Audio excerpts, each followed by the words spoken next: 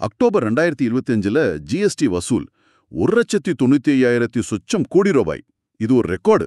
ஆமா, போன வருஷத்தை விட இது ஒரு 4.6% அதிகம். நிதி அமைச்சகம் இதுக்கு காரணம் தீபாவளி பண்டிகை செலவு தான், பொருளாதாரம் நல்லா இருக்குன்னு காட்டுதுன்னு சொல்றாங்க. சரி, இந்த ஜிஎஸ்டி பத்தி ஒரு சின்ன ரீகேப் கொடுக்க முடியுமா? 2017ல வந்ததுன்னு தெரியும். சுருக்கமா சொல்றேன். இது நிறைய மறைமுக வரிகள் இருந்துச்சுல்ல, கலால் வரி, வேட், இதெல்லாம். அது எல்லாத்துக்கும் பதிலா 2017ல வந்தது. இது ஒரு நுகர்வு அடிப்படையிலான வரி. ஓகே. இதோட நோக்கம் வரி விதிப்பை சுலபமாக்குறது, ஒரு பொது சந்தையை உருவாக்குறது, அப்புறம் அரசு வருவாயை கூட்டுறது. இதனால டிஜிட்டல் மயம், இணக்கம் எல்லாம் அதிகரிச்சிருக்கு. ஆனா இந்த ரெக்கார்ட் வசூல்னு சொல்றோம்ல, இதுல ஒரு சின்ன நெருடல் இருக்கிற மாதிரி தெரியுது. பிஆர்எஸ்னு ஒரு அமைப்பு ஆய்வு செஞ்சிருக்காங்க. ஆமா, பிஆர்எஸ் லெஜிஸ்லேட்டிவ் ரிசர்ச். அவங்க என்ன சொல்றாங்கன்னா, மொத்த ஜிஎஸ்டி வருவாய், அதாவது நம்ம ஜிடிபியில் அதோட பங்கு 2023-24ல 5.5% தான். ஆனா ஜிஎஸ்டிக்கு முன்னாடி 2015-16ல இது 6.5% இருந்துச்சாம். ஆமா, அந்த ஒப்பீடு முக்கியம். இன்னும் அந்த பழைய நிலைக்கே போகல. அது மட்டும் இல்ல, 15வது நிதி ஆணையம் ஒரு 7% இலக்கு வச்சாங்க. ஆமா, 7%. அந்த இலக்கும் இன்னும் ரொம்ப தூரத்துல தான் இருக்கு. சரி, இதுல மாநிலங்களுக்கு இடையில எப்படி இருக்கு நிலைமை?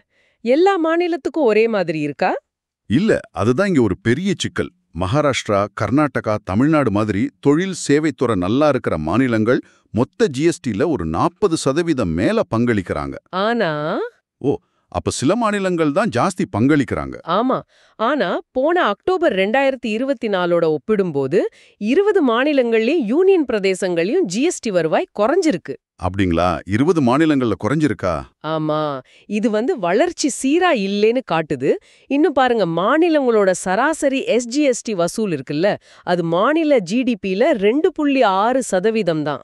சரி. ஆனா ஜிஎஸ்டிக்கு முன்னாடி அவங்க வசூலிச்ச வரி விகிதம் 2.8%. அப்ப அதை விட இது கம்மி தான். பஞ்சாப், சத்தீஸ்கர் மாதிரி மாநிலங்களுக்கு வருவாய் இழப்பு இருக்கு. ஓஹோ. ஆனா ஒரு ஆச்சரியம் என்னன்னா, சில வடகிழக்கு மாநிலங்கள் இருக்குல்ல, மிசோரம், நாகாலாந்து மாதிரி, அவங்க வருவாய் விகிதம் அதிகரிச்சிருக்கு. ஓ, அப்ப ஒட்டுமொத்தமா பார்த்தா இது ஒரு ஒருங்கிணைந்த வரி தான். ஆனா அதோட பலன் எல்லா மாநிலத்துக்கும் சமமா போகல. சிலருக்கு லாபம், சிலருக்கு கொஞ்சம் கஷ்டம். இதுல சீர்திருத்தம் தேவைன்னு தெரியுதுல்ல? நிச்சயமா. அந்த சமமற்ற தன்மை ஒரு பெரிய கேள்வி.